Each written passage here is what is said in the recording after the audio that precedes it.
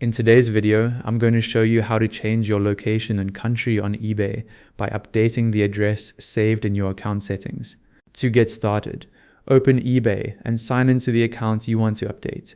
Once you're on the site, go to the top left corner, hover over your account name, and select Account Settings. Inside Account Settings, find the Personal Info section. This is where eBay stores key account details, including the addresses connected to your account.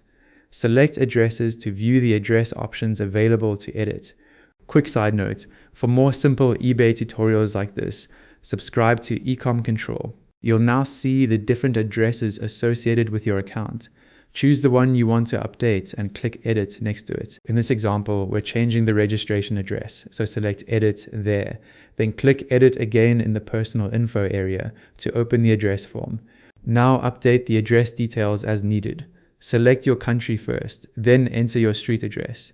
You can also fill in street address too if applicable, followed by your city, state, province or region, and zip code. Take a moment to check that the country and location details are correct, since this information is used for your eBay account address. When everything looks right, click Save. And that's it. You've successfully changed your location and country on eBay.